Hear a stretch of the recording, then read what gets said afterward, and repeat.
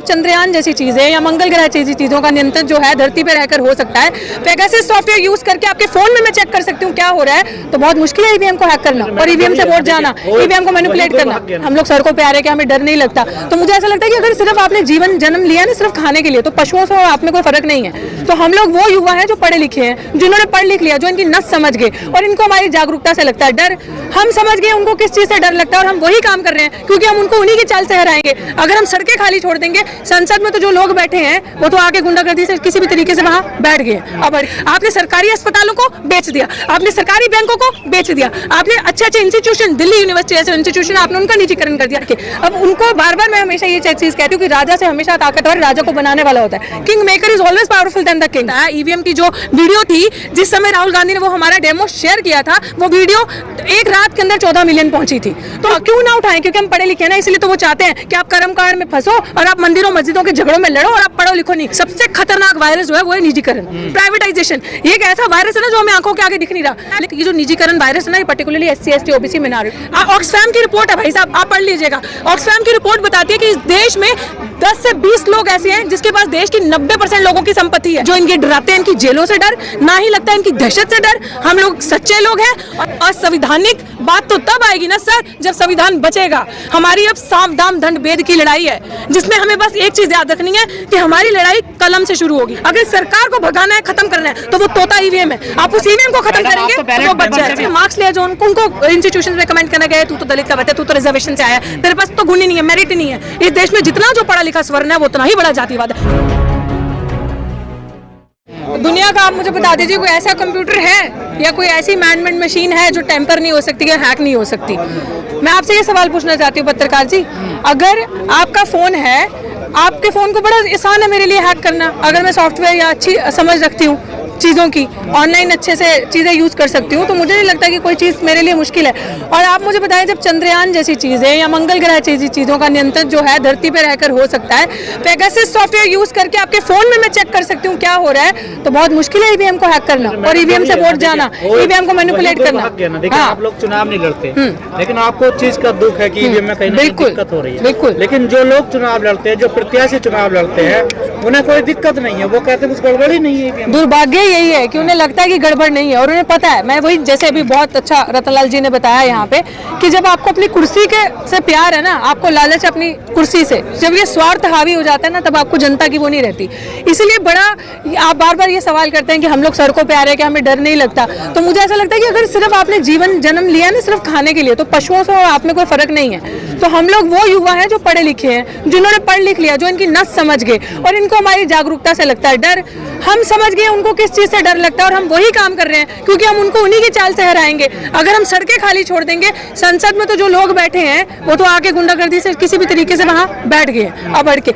अब उनको बार बार मैं हमेशा ये चीज कहती हूँ कि राजा से हमेशा ताकतवर राजा को बनाने वाला होता है। King maker is always powerful than the king.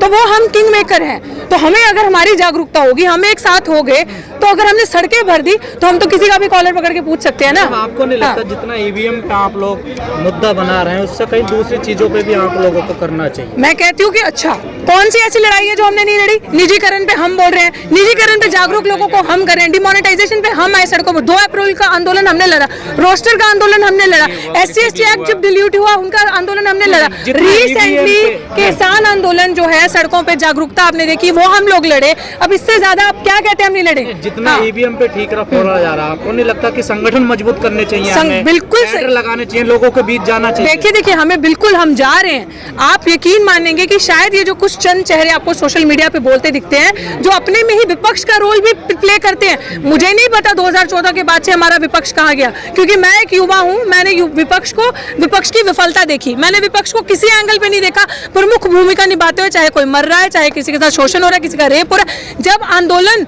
वो युवा अपनी आवाज उठा के बुलंद करता था, सोशल मीडिया पे वायरल होता था, तब विपक्ष जो था अपनी गफलत की नींद से उठ के आके हमारा साथ देता था। कहीं भी विपक्ष ने ऐसा मूवमेंट लीड नहीं किया। जैसे अभी सर ने बताया, ईवीएम की जो वीडियो थी जिस समय राहुल गांधी ने वो हमारा डेमो शेयर किया था, वो वीडियो एक रात के अंदर 14 मिलियन पहुंची थी। तो अगर इतनी ही संवेदना आपको थी, आप हित समझते थे, तो आपको इस मुहिम को आगे बढ़ाना चाहिए था, उठाना चाहिए था। और आप बात करें ना कि हम लोग और मुद्दे नहीं उठाते, निजीकरण का मुद्दा, अभी DU की चाहे चाहे नेशनल एजुकेशन पॉलिसी को आप ले लीजिए, जबकि सबसे बड़ा जो तो प्रधानमंत्री कहते हैं आपका काम ही है आंदोलन करना। बिल्कुल, क्योंकि 2000 मैं बता रही हूँ ना 2014 के बाद जितने भी सेक्टर्स थे ना सब में गिराव हुआ। हर मुद्दे को उठाते हैं, क्यों ना उठाएं, क्योंकि हम पढ़े लिखे हैं ना, इसलिए तो वो चाहते हैं कि आप कर्मकांड में फंसो और आप मंदिरों मस्जिदों के झगड़ों में लड़ो और आप पढ़ो लिखो नहीं। वो चाहते नहीं दलित का बच्चा आए आगे और पढ़े या पीएचडी करे, या वो यही तो शिक्षा का माध्यम हमें सवाल देने का जन्म देता है ना, तो वो इसी चीज को बंद करना चाहते हैं। निजीकरण क्यों हो रहा है? हमने सबने कोरोना वायरस आंखों से देख लिया, लेकिन आई टेल यू, और जो आपकी ऑडियंस है उनको बताना चाहती हूँ, सबसे खतरनाक वायरस जो है वो है निजीकरण, प्राइवेटाइजेशन। ये एक ऐसा वायरस है ना जो हमें आंखों के आगे दिख नहीं रहा, लेकिन वो जो कोविड वायरस था ना वो सब, उसने जाति नहीं देखी, धर्म नहीं देखा, सबको इफेक्ट किया। हाँ, गरीब लोगों को अधिकतर ज्यादा किया क्योंकि उनके पास सुविधा ही नहीं थी। But I tell you the fact, ये जो निजीकरण वायरस है ना, ये particularly SC ST OBC minorities के लिए इंस्टॉल किया जा रहा है। ये जो नहीं, आज देश को अमेरिका बनाना चाहते हैं, दूसरी तरफ निजीकरण का विरोध करना चाहते हैं। एक सेकेंड, देश को अमेरिका या देश को डेवलप्ड कंट्री तब भी बनाया जा सकता है जब जो सरकारी सुविधाएं हैं उनको अच्छा किया जाए, जो पब्लिक वेलफेयर के लिए चीजें बनी उनको अच्छा किया जाए। हम लोगों का टैक्स का पैसा मार कर सिर्फ 2 लोगों की जेबें भरी जाए, उससे किस चीज का वेलफेयर, किस तरीके से आप देश को बदलोगे? आपने सरकारी अस्पतालों को बेच दिया, आपने सरकारी बैंकों को बेच दिया, आपने अच्छे इंस्टीट्यूशन, दिल्ली यूनिवर्सिटी जैसे इंस्टीट्यूशन, आपने उनका निजीकरण कर दिया। आप NEP जैसी पॉलिसीज लेके आ रहे हैं। आप चाहते हैं जिसका बाप सीवर में उतरता है सुबह और शाम को वो बच्चा रोटी खाता है या मजदूरी करके सुबह पानी खड्डा खोदते हैं, शाम को पानी पीते हैं, आप चाहते हैं उनका बच्चा हर 3 महीने में 3-3 लाख रुपए 4-4 लाख रुपए फीस दे और पढ़े? तो आप सोचिए, तो सरकार कह रही है कि हम कोई कंपनी चलाने नहीं है, हम वेलफेयर का काम कर रहे हैं। एग्जैक्टली, वेलफेयर का काम कर रहे हैं, सिर्फ वेलफेयर हो रहा है हमारे पैसे से, उनका जो उद्योगपति वहां बैठे हैं। ऑक्सफैम की रिपोर्ट है भाई साहब, आप पढ़ लीजिएगा। ऑक्सफैम की रिपोर्ट बताती है कि इस देश में 10 से 20 लोग ऐसे हैं जिसके पास देश की 90% लोगों की संपत्ति है। मैं नहीं कह रही, ऑक्सफैम एक NGO है, बहुत माना दाना, उसकी रिपोर्ट कह रही है। तो कौन वो 10 से 20 लोग हैं? और वो जो वेल्थ है, जो 10 से 20 लोग हैं, इस कोरोना काल के अंदर 3 सालों में उनकी वेल्थ जो है, जो सालाना जो उनकी इनकम है वो डबल हो गई है, मल्टीप्लाई होगी, डबल नहीं ट्रिपल मल्टीप्लाई होगी। कैसे? मतलब नहीं है, जनता को मतलब नहीं है ना, हम जनता है ना। देखिए 80-20 से मैं आपकी बात मान रही हूँ, लेकिन हम ही वो जनता है, हम उनका नेतृत्व करेंगे, हम उन्हें सिखाएंगे। क्योंकि ना ही तो लगता हमें इनकी बकवास जो इनके डराते हैं, इनकी जेलों से डर, ना ही लगता है इनकी दहशत से डर। हम लोग सच्चे लोग हैं। और बात जैसे सर ने भी अभी बड़ी अच्छी बात करी कि हम कुछ गैर संविधानिक असंविधानिक नहीं कर रहे, लेकिन मैं उनकी बात में एक चीज ऐड करना चाहूंगी, असंविधानिक बात तो तब आएगी ना सर जब संविधान बचेगा। हमारी अब साम दाम दंड भेद की लड़ाई है, जिसमें हमें बस एक चीज याद रखनी है कि हमारी लड़ाई कलम से शुरू होगी। हम लाठी नहीं उठाएंगे, विल पिक पेन, और हम उससे भी दुनिया चेंज कर सकते हैं। और आपके सोशल मीडिया एक वही मैं आपको बता रही हूँ।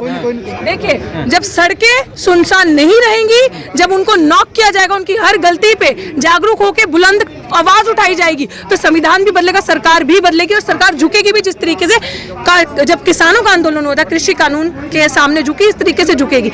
बात है हमारी जागरूकता की, हम हर दिन वो कदम उठा रहे हैं। आप कहते हैं ना कि हमें जैसे आपने कहा कि आप लोग आंदोलन करते हैं, वो हमें आंदोलन जीवी कहते हैं। आप मुझे बता दीजिए 2014 के बाद से कौन सा ऐसा सेक्टर है जिसमें बढ़ोतरी हुई है? मुझे लगता है कि आंदोलन ही ऐसा सेक्टर बन चुका है जिसमें बढ़ोतरी हुई, क्योंकि उन्होंने छोड़ा ही नहीं हमारे लिए रास्ता। तो कितना ही यूनिवर्सिटी तो नहीं देती है ना। देखिए, मैंने आपको कहा ना, आप जनता के वोट की बात कर रहे हैं ना, हम EVM की बात करते हैं। हम नहीं कहते जनता वोट देती है। एक वो कहानी सुनी है ना कि एक राक्षस था, पता नहीं राजा था, जिसकी जान उस तोते में फंसी हुई थी, तो उन्होंने कहा कि अगर इसको मारना है, इस तोते को मारिए। अगर सरकार को भगाना है, खत्म करना है, तो वो तोता EVM है। आप उस EVM को खत्म करेंगे तो वो बच जाएगा। एक सेकंड, आप तो बैलेट पेपर से भी चुनाव हार जाते हैं। आप करवा के देख लीजिए, आपको सच्चाई पता चल जाएगी। एक सेकंड, जिला पंचायत के चुनाव बैलेट पेपर से हुए, लेकिन उसके ऊपर प्रशासनिक गुंडागर्दी होती है। उसके ऊपर जब आप अंदर जाते हैं, जो बाहर बैठा आप सोचते हैं ये रक्षा करेगा, वो सबसे बड़ा गुंडा है उसकी। वहाँ आपका SDM होगा, ये वो होगा, आपको पता भी नहीं चलेगा कब डरा धमका के स्याही लगाएंगे आपके, और आपका वोट कैसे या आपकी स्टैम्प कैसे लगा दिया जाएगा। तो बहुत सारी चीजें जिसपे हमें एक प्लानिंग, एक स्ट्रैटेजी के साथ चलने की जरूरत है। बैलेट पेपर से भी तो फिर अब रास्ता क्या बचा? रास्ता यही बचा कि जो भी हमारे प्रत्याशी उतरे, जो भी हम सारे लोग हैं, युवा हैं, अपना एक सामूहिक प्लानिंग करके, स्ट्रैटेजी करके आंदोलन करें, लोगों को जागरूक करें जिलों में जाके, जो कि हम कर रहे हैं, जो कि हम जा रहे हैं गांव-गांव में। अभी मैं सारी चीजें सोशल मीडिया पे नहीं बता सकती। विपक्ष करने का AC में ज्यादा सोने का शौक पड़ गया।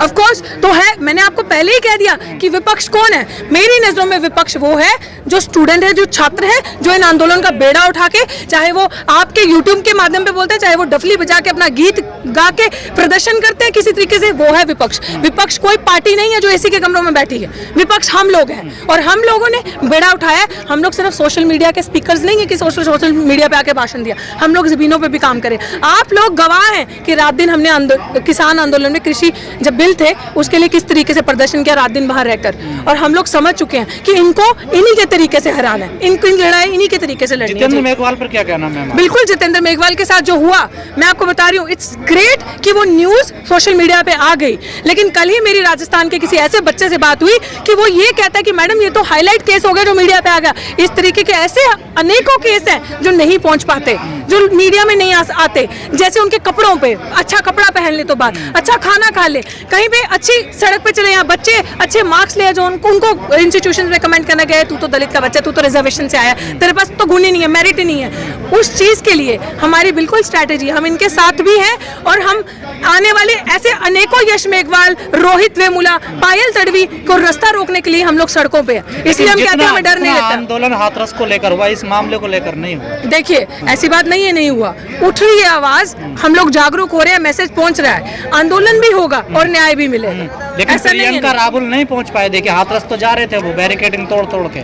देखिए, मैं आपकी बात मानती हूँ, मैं उनके लिए कैसे बोल सकती हूँ, वो नहीं पहुंच पाए, वहाँ क्या हुआ मुझे नहीं पता। हम जो अपना काम करें, हमें पता है कि हमारी नीयत सच्ची है, हम काम करेंगे और हम ये भी काम करेंगे कि हमने वेट नहीं करना कि हमारा कोई मरा या शहीद हुआ या किसी के साथ कोई उत्पीड़ना हुई या रेप हुआ, हम वहाँ पहुंचे मोमबत्ती लेके, हम उस चीज को पहले ही रोकेंगे। I am sorry. लोग कहते हैं कि जातिवाद तो अब खत्म हो गया, रिजर्वेशन खत्म कर देना चाहिए। अब कहाँ हैं वो लोग जब ऐसी घटनाएं सामने आती हैं? वही तो मैं कहती हूँ ना, वो वही बेशरम लोग हैं जिन्होंने रियलिटी नहीं देखी, वो वही लोग ये चीजें बोलते हैं जो शोषण करते हैं, वही लोग। और जाति, इस देश में कोई भी ऐसी चीज नहीं है जो जाति के आधार पे नहीं होती। आप सब जब सुबह उठते हैं ना, ये लोग ब्रेड पे बटर लगा के जिसे खाते हैं ना, ये ब्रेड पे जाति लगा के खाते हैं, और यही लोग जो है जो जाति को मेंटेन करना चाहते हैं। और मैं आपको ये भी बता दूं, इस देश में जितना जो पढ़ा लिखा स्वर्ण है वो उतना ही बड़ा जातिवाद है, क्योंकि उसको पता है कि शोषण करने में, किसी को नीचा दिखाने में, जाति को मेंटेन करने में जो आनंद है, जो लुत्फ है, वो कैसा है। जी।